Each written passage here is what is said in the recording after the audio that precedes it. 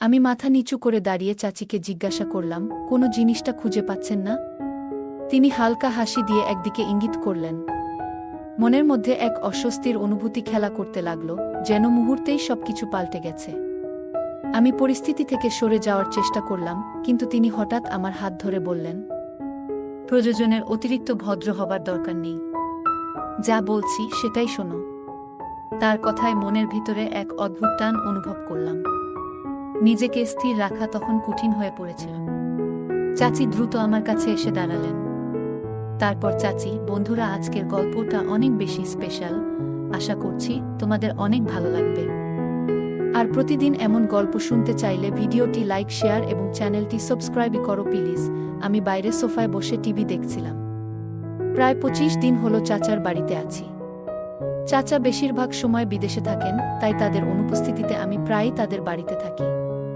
তবে এবার চাচা আমাকে একটু অন্যরকম কথা বললেন। তার চোখে অপারেশন হয়েছে এবং ডাক্তার বলেছিলেন যে আগামী 1 মাস তার চোখে ব্যান্ডেজ থাকবে। এই সময়টায় তিনি চাচ্ছিলেন আমি যেন তার পাশে থেকে তাকে সাহায্য করি, কারণ তিনি কিছুই দেখতে পারছিলেন না এবং তার স্ত্রীও এখনো ছোট। এজন্যই তিনি আমার সাহায্য চেয়েছিলেন।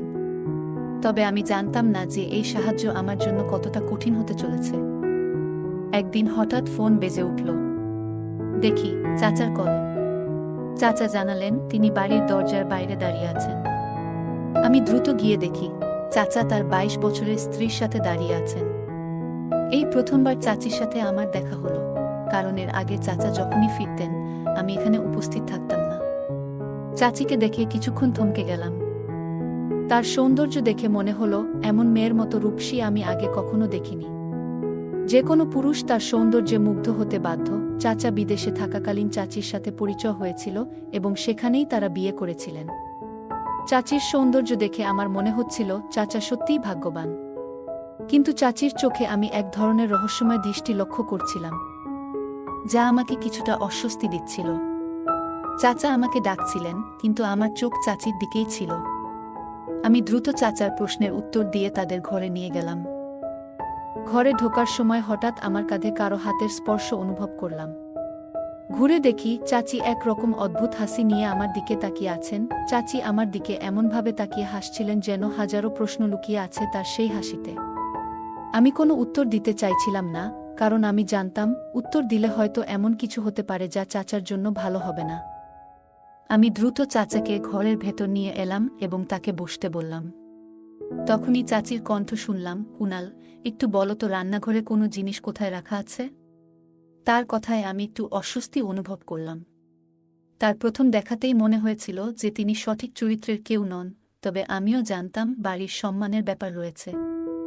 আমি চাই না আমার জন্য এমন কাউকে এই সম্মান নষ্ট হতে দেব। তাই নিজেকে সামলিয়ে যতদূর সম্ভব তার থেকে দূরে থাকার চেষ্টা করছিলাম। কিন্তু যতবার দূরে যেতে চাইতাম তিনি ততবার আমার কাছে আসার চেষ্টা করছিলেন। চাচা তখন বললেন, যাও, তোমার চাচিকে রান্নাঘরের বিষয়টা বুঝিয়ে দাও। নিরুপায় হয়ে উঠে দাঁড়ালাম এবং রান্নাঘরের দিকে এগোলাম। দরজার কাছে পৌঁছে দেখি চাচি যেন অন্য এক রকমভাবে তাকিয়ে আছেন, যা আমাকে কাঁপিয়ে তুলেছিল। এই পরিস্থিতি আমাকে নিঃসন্দেহে অস্বস্তিতে ফেলে দিয়েছিল। আমি সামনে থাকা দৃশ্য থেকে চোখ সরাতে চাচ্ছিলাম, কিন্তু কিছুতেই তা সম্ভব হচ্ছিল না। আমার 22 বছর বয়সী চাচি আমার দিকে তাকিয়ে মৃদু হাসছিলেন, আর এতে আমার হৃদয় দ্রুত স্পন্দিত হচ্ছিল। হঠাৎ তার কণ্ঠ শুনতে পেলাম, আরে কুনাল, ওখানে কেন দাঁড়িয়ে আছো? এখানে এসে দেখাও তো রান্নাঘরের জিনিসপত্র কোথায় আছে। চাচির কথা বলার ভঙ্গি এমন ছিল যেন সেটি একদম স্বাভাবিক, কিন্তু আমার জন্য এই মুহূর্তটা ছিল ভীষণ অস্বস্তিকর। আমি চোখ নামিয়ে নিলাম, কারণ জানতাম বেশি সময় তাকিয়ে থাকলে নিজের উপর নিয়ন্ত্রণ হারাতে পারি, যা কোনোভাবেই চাইনি। আমি যখন তার কাছাকাছি দাঁড়ালাম, তখন হঠাৎ তিনি আমার কাঁধে হাত রাখলেন। মনে হলো শরীরে যেন বিদ্যুৎ খেলে গেল, আর আমি তাড়াতাড়ি পিছিয়ে দাঁড়ালাম। আমাকে দেখেই তিনি মুচকি হেসে বললেন, বাহ, তুমি তো আসলেই বেশ সৎ। ভাবতেই পারিনি তুমি এতটা সরল। আমার ধারণা ছিল তোমার চরিত্র অন্যরকম। তার কথা শুনে আমি হতভম্ব হয়ে গেলাম। এমনভাবে বলছিলেন যেন আমার পুরো জীবনটাই তিনি জানেন। তার এমন কথায় যেন আকাশ ভেঙে মাথায় পড়ল। এমন কিছু কথা ছিল যা আমার পরিবারের কেউই জানত না। এমনকি বেশিরভাগ বন্ধুর কাছেও কখনো বলিনি। তাই চাচির মুখে এসব কথা শুনে আমি অবাক হয়ে গেলাম। তিনি আমার দিকে তাকিয়ে হাসলেন এবং বললেন, তোমার এত অবাক হওয়ার দরকার নেই, আমার জন্য এসব জানা কঠিন কিছু না। এই কথা বলেই তিনি চোখ মারলেন। তখনই বুঝতে পারলাম এই মহিলা খুবই চালাক এবং তার সাথে কোনো ঝামেলায় জড়ানো মানে নিজের বিপদ ডেকে আনা। তাই আমি ঠিক করলাম আর বেশি সময় এখানে না থেকে বাড়ি ফিরে যাব। আমি মাথা নিচু করে দাঁড়িয়ে চাচিকে জিজ্ঞাসা করলাম, কোনো জিনিসটা খুঁজে পাচ্ছেন না? তিনি হালকা হাসি দিয়ে একদিকে ইঙ্গিত করলেন। মনের মধ্যে এক অস্বস্তির অনুভূতি খেলা করতে লাগল, যেন মুহূর্তেই সবকিছু পাল্টে গেছে। আমি পরিস্থিতি থেকে সরে যাওয়ার চেষ্টা করলাম, কিন্তু তিনি হঠাৎ আমার হাত ধরে বললেন, প্রয়োজনের অতিরিক্ত ভদ্র হবার দরকার নেই, যা বলছি সেটাই শোনো। তার কথায় মনের ভিতরে এক অদ্ভুত টান অনুভব করলাম। নিজেকে স্থির রাখা তখন কঠিন হয়ে পড়েছিল। চাচি দ্রুত আমার কাছে এসে দাঁড়ালেন। তাকে আবারও দেখতে গিয়ে মন আবারও অস্থির হয়ে পড়ল। কিন্তু তার দিকে এগোনোর আগেই হঠাৎ কারো পায়ের আওয়াজ পেলাম। চাচা এসে পড়েছিলেন। আমি তাড়াতাড়ি সরে দাঁড়ালাম। আমাকে দেখে চাচি মুখ বাঁকালেন এবং বললেন, ভয় পেও না, তিনি কিছুই দেখতে পাবেন না। তার কথায় কোনো উত্তর না দিয়ে আমি চাচার কাছে গেলাম এবং জিজ্ঞাসা করলাম, আপনার কিছু লাগবে কি? তিনি মাথা নাড়িয়ে বললেন, না, আমার কিছুই লাগবে না। তবে আমি চাই তুমি। চাচা আমাকে বললেন, তোমার চাচিকে ফার্ম হাউসে নিয়ে যাও, কারণ এখান থেকে যাওয়ার আগে থেকেই সে সেখানে যাওয়ার জন্য খুব উৎসাহী ছিল। তুমি জানো সেই এলাকাটা কত সুন্দর। যখন তাকে ফার্ম হাউসের ছবিগুলো দেখালাম, তখন থেকেই সে যাওয়ার জন্য অস্থির হয়ে পড়েছে। আমি একবার চাচির দিকে তাকালাম আর দেখলাম তিনি আমাকে এক অদ্ভুত দৃষ্টিতে দেখছেন। হঠাৎ তিনি এমনভাবে ইশারা করলেন যে আমার লজ্জায় মাথা নিচু হয়ে গেল। মনে হলো চাচাকে না বলে দিই, কিন্তু চাচা অনেকটা অনুরোধের সুরেই আমাকে বলেছিলেন। আমি চাচাকে আমাদের সাথে যেতে বললাম, কিন্তু তিনি ক্লান্তির কথা জানিয়ে থেকে যেতে চাইলেন। তিনি বললেন, আমি এখানে বিশ্রাম নেব, তোমরা দুজনেই যাও। চাচিও উৎসাহ নিয়ে বললেন, তাহলে আর দেরি কেন, তাড়াতাড়ি চলো। এই বলে তিনি আমার হাত ধরে টেনে সামনের দিকে নিয়ে যেতে শুরু করলেন। আমি পেছনে ফিরে চাচার দিকে তাকালাম, কিন্তু তিনি অন্যদিকে মনোযোগী ছিলেন এবং আমাদের দিকে ফিরেও তাকাচ্ছিলেন না। এদিকে চাচি আমার হাত শক্ত করে ধরে রেখেছিলেন, যার স্পর্শে আমি অস্বস্তিতে পড়ে যাচ্ছিলাম। অবশেষে এক ঝটকায় হাতটা ছাড়িয়ে নিলাম। আমি তাকে কড়া সুরে বললাম, আমার সাথে এমন আচরণ করার কোনো প্রয়োজন নেই। তুমি যেভাবে আমাকে ভাবছ, আমি সেরকম নই, আর তোমার কোনো ইচ্ছাও আমি পূরণ করব না। আমার কথা শুনে তার চোখে জল চলে এলো, কিন্তু আমি তার দিকে আর একবারও তাকালাম না। তাই এতে আমার কোনো প্রভাব পড়ল না। তবে মনে হচ্ছিল 22 বছর বয়সী একটি মেয়ে আমার সামনে দাঁড়িয়ে এবং এই মুহূর্তে সে আমার উপর নির্ভরশীল। এমন ভাবনাই আমাকে ভীষণ অস্থির করে তুলেছিল। আমি দ্রুত সেখানে থেকে সরে এসে নিজের ঘরে চলে এলাম। বুক ভরে শ্বাস নিচ্ছিলাম, কিন্তু বুঝতে পারছিলাম না কিভাবে এই সমস্যার সমাধান করব। তার আচরণে আমি বেশ বুঝতে পেরেছিলাম নিজেকে নিয়ন্ত্রণ করা আমার পক্ষে সহজ হবে না। অবশেষে বুঝতে পারলাম আমারও সীমাবদ্ধতা আছে এবং অনেকক্ষণ ধরে নিজেকে নিয়ন্ত্রণ করা সম্ভব নয়। সেই সাথে মনে হচ্ছিল সুযোগ এখনই আমার সামনে। কিন্তু এমন চিন্তা মাথায় আসতেই দুহাতে নিজের মাথা চেপে ধরলাম এবং মনে মনে নিজেকে শান্ত রাখার চেষ্টা করতে লাগলাম। হঠাৎ শরীরটা খারাপ লাগতে শুরু করলো, তাই চাচার কাছে গিয়ে বললাম, আজ হয়তো আমি যেতে পারবো না। কিন্তু তখনই চাচিকে সুন্দর পোশাক পরে দাঁড়িয়ে থাকতে দেখলাম এবং এক মুহূর্তে থমকে গেলাম। তাকে দেখে মনে হচ্ছিল যেন এক অনন্য সৌন্দর্যের ঝলক দেখা দিচ্ছে। আমি দৃষ্টি সরিয়ে নেওয়ার চেষ্টা করলাম, কিন্তু বারবার চোখ ফিরে যাচ্ছিল। মনে হচ্ছিল নিজের আবেগকে সামলে রাখা কঠিন হয়ে পড়ছে। সেই মুহূর্তে ভাবলাম, হয়তো তার ইচ্ছাটি সম্মান জানানোই সঠিক হবে। যদি সে নিজেই এতে স্বাচ্ছন্দ্য বোধ করে, তবে আমি কেন পিছু হটব? এমনটা ভেবে অজান্তেই মুখে এক রহস্যময় হাসি ফুটে উঠল। মনে হচ্ছিল ভেতরে লুকিয়ে থাকা এক দুর্বলতা যেন ধীরে ধীরে আত্মবিশ্বাসের রূপ নিচ্ছে। যখন কেউ আন্তরিকভাবে সৌন্দর্যের মাধ্যমে মনোযোগ আকর্ষণের চেষ্টা করে, তখন নিজেকে সংযত রাখা সহজ নয়। শুরুর দিকে নিজেকে সামলে রাখা কঠিন ছিল, কিন্তু একবার মনে হলো যে পরিস্থিতি মেনে নিলে সব সহজ হয়ে যাবে। তখন থেকেই মনে একটা স্বস্তি এলো, সবকিছু স্বাভাবিক মনে হতে শুরু করল। তাই বেশ আত্মবিশ্বাসের সুরে বললাম, চলো, আমাদের যাত্রা শুরু করতে হবে। আমি চাচাকে বললাম, দ্রুত না গেলে আবহাওয়া খারাপ হয়ে যাবে। আমার কথা শুনে চাচা বললেন, আবহাওয়া খারাপ হয়ে গেলে দুজনেই সেখানেই থেকে যেও। চাচার এমন সহজভাবে বিশ্বাস করাটা দেখে আমার মনে একটু অপরাধ বোধ তৈরি হলো। চাচা আমার ওপর যে আস্থা রেখেছেন সেটা মনে হতেই অস্বস্তি হচ্ছিল। তখন হঠাৎ অনুভব করলাম কেউ আমার হাত ধরেছে। তাকিয়ে দেখি চাচি দাঁড়িয়ে আছেন আর মিষ্টি করে হাসছেন। চাচি বললেন, চলো, আর দেরি কেন? আমি হেসে ফেললাম, যা দেখে চাচি একটু বিস্মিত হয়ে নিচু হয়ে তাকালেন। তাকে নিয়ে দ্রুত গাড়ির দিকে এগোলাম। পথে তিনি মুচকি হেসে বললেন, তোমার তো সাহস এত তাড়াতাড়ি ফুরিয়ে গেল। আমিও হেসে উত্তর দিলাম, সামনে এমন একজন সুন্দরী থাকলে কারই বা সাহস থাকে। তার হাসিটা বেশ মোহময় ছিল। যদি বলি তিনি সম্পূর্ণ রূপের আধার, তাতে ভুল কিছু হবে না। তার কণ্ঠ থেকে শুরু করে তার হাসি সবই বেশ আকর্ষণীয় ছিল। তখন বললাম, সেখানে গিয়েও কি তুমি অন্যদেরও এমন করে আকর্ষণ করবে? আমার কথা শুনে প্রথমে সে একটু রেগে আমার দিকে তাকালো, কিন্তু কিছুক্ষণ পরেই হেসে উঠল। তার এমন আচরণ দেখে অবাক হলাম, কারণ আমি তো কোনো মজা করিনি, শুধু সোজাসুজি এক প্রশ্ন করেছিলাম। সে বলল, না, আমি ওখানকার অন্য কাউকে আকর্ষণ করার চেষ্টা করিনি। তোমার চাচা আমাকে ঘরে রেখে বাইরে যেতেন, যাতে কারো সাথে আমার কোনো সম্পর্ক না হয়। তার কথা শুনে কিছুটা হতবাক হয়ে জিজ্ঞাসা করলাম, কেন এমন করতেন? সে হেসে বলল, আসলে একবার তোমার চাচা আমাকে কিছু ভুলভাবে ধরে ফেলেছিলেন। তখন আমি মিথ্যে বলেছিলাম যে সে আমার দূরের আত্মীয়। কিন্তু তুমি তো জানো তোমার চাচা কতটা সরল মানুষ। তিনি এখনো আমাদের একসাথে যেতে দিয়েছেন, যদিও জানেন যে আমরা দুজনেই তরুণ। বেশিরভাগ মানুষ বুঝতে পারে না যে কখন পরিস্থিতি খারাপ হতে পারে। তার কথা শুনে আমি মাথা নাড়লাম এবং বললাম, না, চাচা আমাদের পরিবারের সবচেয়ে বুদ্ধিমান মানুষ। তার এই বিশ্বাসকে কখনো ভুল ব্যাখ্যা করতে দিও না। সামনে তো বাবার চালাকি বেশিক্ষণ টিকতে পারে না। আমার কথা শুনে সে হাসল এবং বলল, হয়তো তাই হবে, কিন্তু আমার ব্যাপারে সে একেবারেই বোকা। আর এটা নিয়ে আমি বেশ খুশি। এখনো তুমি জানো না যে সে আমাকে কতটা বড় আনন্দ দিতে চলেছে। আমি ওর দিকে তাকাতেই সে খিলখিল করে হেসে উঠল। ফার্মহাউস এখানে থেকে প্রায় 2 ঘন্টার পথ। আমরা প্রায় আধা ঘন্টা ধরে গাড়ি চালাচ্ছি। আমার মনে হচ্ছিল যেন উড়ে সেখানে পৌঁছে যাই।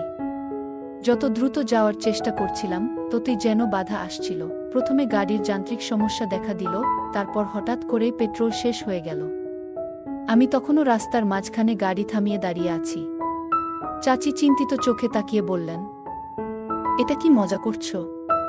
তুমি বুঝতে পারছো না যে আমার ধৈর্য হারিয়ে ফেলছি? আমি তাকে বকাঝকা করে বললাম, আমার অবস্থাও একই। তাই দয়া করে আমাকে আর কথা শোনাতে এসো না। কিছুক্ষণ চেষ্টা করার পর অবশেষে গাড়ি ঠিক হলো। আমি স্বস্তির নিঃশ্বাস ফেললাম এবং আবার ফার্মহাউসের পথে এগোতে লাগলাম। সেখানে পৌঁছাতেই আবহাওয়া হঠাৎ খারাপ হয়ে গেল। ঝমঝমিয়ে বৃষ্টি নামল। বাইরে এমন আবহাওয়ায় গাড়ি চালানো মানেই বিপদকে আমন্ত্রণ জানানো। আমাকে দেখে চাচি হাসতে লাগলো এবং বলল, দেখো, প্রকৃতিও আজ আমাদের পাশে আছে, মানে আজকের দিনটা আমাদের। ওর কথা শুনে আমিও একটু হেসে ফেললাম। তখন আমরা ফার্ম হাউজে এর সামনে ছিলাম। আমরা সেখানে দাঁড়িয়ে কথা বলছি, এমন সময় হঠাৎ পেছনে কারো উপস্থিতি অনুভব করলাম। পিছনে ফিরে তাকাতেই দেখি কয়েকজন দাঁড়িয়ে আছে। তাদের দেখে মনে হলো যেন মাথার উপর আকাশ ভেঙে পড়েছে। সেখানে আমার চাচার পরিবারের অর্ধেক মানুষ হাজির। আমাদের দাঁড়িয়ে থাকতে দেখে আমার নানি এগিয়ে এলেন এবং হাসিমুখে বললেন, এই যে তোমরা, এত দেরি করে এলে কেন? প্রশ্নটা শুনেই আমি হতবাক হয়ে গেলাম। আমার মনের ভেতর তখন চিন্তার ঝড়। ভাবছিলাম হয়তো কেউ আমাদের আগের কথোপকথন শুনে ফেলেছে। কিন্তু নানির ব্যবহারে তেমন কিছু বোঝা গেল না। তার কথা শুনে মনে হলো না যে তিনি আমাদের আগের কথা শুনেছেন। আমি একবার চাচির দিকে তাকালাম। তার মুখে অস্বস্তির ছাপ স্পষ্ট, যেন প্রচণ্ড বিব্রত। ওর এমন অবস্থা দেখে আমার হাসি পাচ্ছিল, আবার পরিবারের উপর একটু রাগও হচ্ছিল। কারণ এত পরিকল্পনা করেও এখানে এসে সব এলোমেলো হয়ে গেল। চাচির মেজাজ খুব খারাপ ছিল, আর সে যেন ইচ্ছা করে সবার সাথে খারাপ ব্যবহার করছিল। আমি বারবার চোখের ইশারায় শান্ত থাকার সংকেত দিলাম, কিন্তু সে কোনো মনোযোগই দিল না। ওকে দেখে মনে হচ্ছিল যেন তার মাথা ঠিক নেই, প্রচণ্ড রাগে আছে, নানি তাকে দেখে অবাক হয়ে আমাকে বললেন, এই মেয়েটার কি হলো? সবার সাথে এমন করে কেন কথা বলছে? নানির কথা শুনে আমি এক দীর্ঘ নিঃশ্বাস ফেললাম। আমি কি বলতাম তাদের? আমাদের যে পরিকল্পনা ছিল সেটা আপনি সবাই এসে একেবারে বিফল করে দিয়েছেন। আমার মুখে হতাশার ছাপ দেখে নানি বললেন, সত্যি বলো, তোমরা ঠিক কি ভেবে এখানে বসেছিলে? তার কথা শুনে মনে হলো যেন আকাশ আমার মাথার উপর ভেঙে পড়েছে। নানির প্রশ্নে আমি কিছুক্ষণ চুপ থেকে নিজেকে সামলালাম। তারপর বললাম, আসলে আমরা ভাবিনি যে আপনারা সবাই এখানে থাকবেন। নানি হাসি মুখে বললেন, আমরাও তো পরিবার, তোমাদের কাছের মানুষ। তবে কেন ও এত বিরক্ত হচ্ছে? তার কথায় আমি কাঁধ ঝাঁকিয়ে কিছু না বোঝার ভঙ্গি করলাম, আর নানি খুশি মনে আরও কিছু বলতে লাগলেন। আমি তখন চুপচাপ বসে সবার কথাবার্তা শুনছিলাম। হঠাৎ অনুভব করলাম কেউ আমার দিকে তাকিয়ে আছে। আমি বুঝতে পারছিলাম না কে, তবে কিছুক্ষণ পরেই ভুল ভাঙল। দেখলাম চাচি নয়, আমার এক কাজিন আমার দিকে তাকিয়ে আছে। আমাদের চোখাচোখি হতেই সে তাড়াতাড়ি চোখ নামিয়ে নিল, তার মুখে লাজুক হাসির আভা ফুটে উঠল। সবটা দেখে এক মুহূর্তের জন্য আমার বিশ্বাস করতে পারছিলাম না, কারণ ছোটবেলা থেকেই আমি এই কাজিনকে পছন্দ করতাম। তবে কখনো মায়ের কাছে সম্পর্কের বিষয়ে কিছু বলিনি। মনে হতো ওরা ধনী পরিবার থেকে, আর আমাদের মতো সাধারণ পরিবারের সাথে ওদের সম্পর্ক হবে না। কিন্তু ওর আজকের এই তাকানোর ভঙ্গি আর মৃদু হাসি বলে দিচ্ছিল যে সম্ভবত সেও আমাকে পছন্দ করে এবং কাছে টানতে চায়। আমিও হেসে ওর দিকে তাকালাম। ঠিক তখনই মনে হলো কেউ যেন আমায় খোঁচা দিল।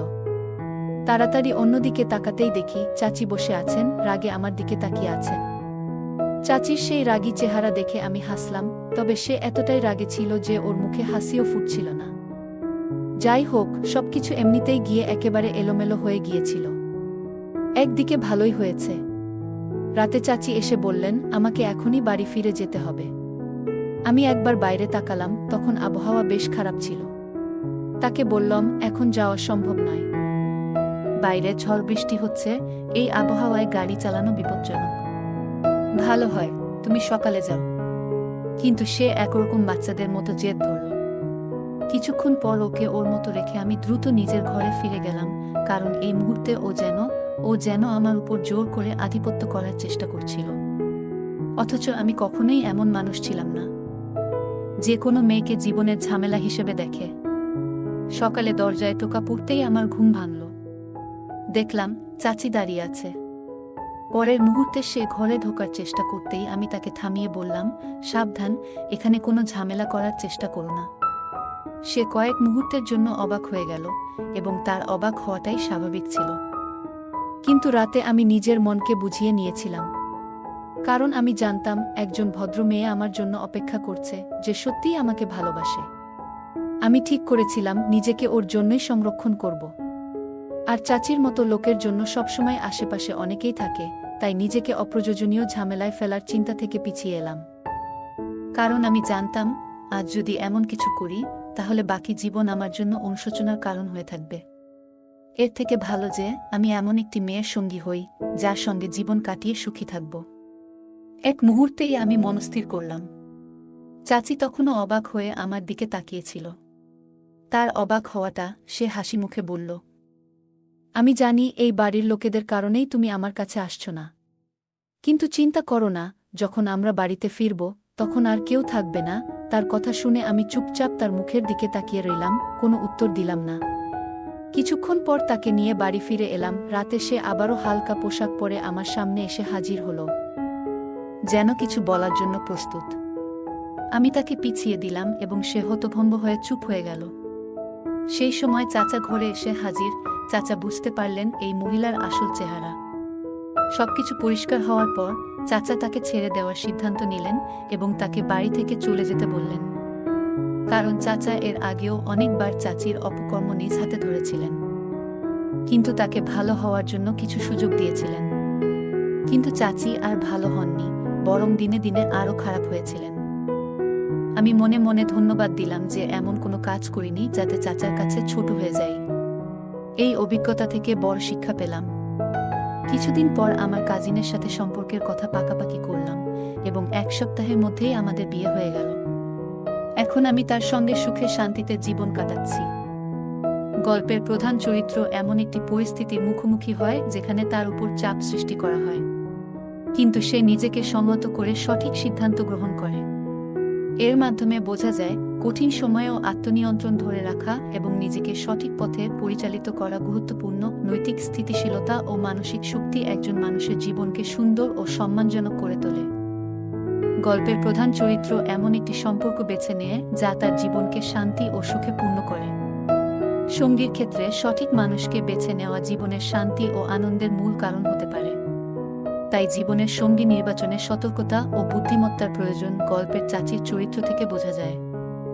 নেতিবাচক ও অসৎ ব্যক্তিরা নিজেদের সাথে সাথে আশেপাশের মানুষের জীবনেও সমস্যা সৃষ্টি করতে পারে।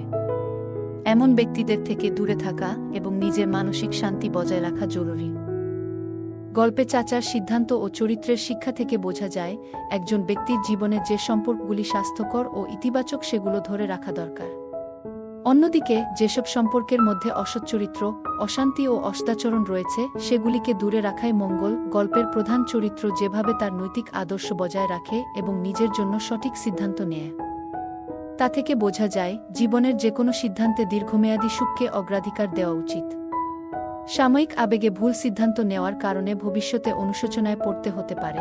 গল্পের চরিত্রটি যেভাবে তার নিজের জন্য অপেক্ষা করা সৎ ও ভালোবাসার মানুষটির জন্য নিজেকে সংরক্ষণ করে, তা থেকে বোঝা যায় জীবনের গুরুত্বপূর্ণ সম্পর্কের প্রতি নিষ্ঠা থাকা আবশ্যক।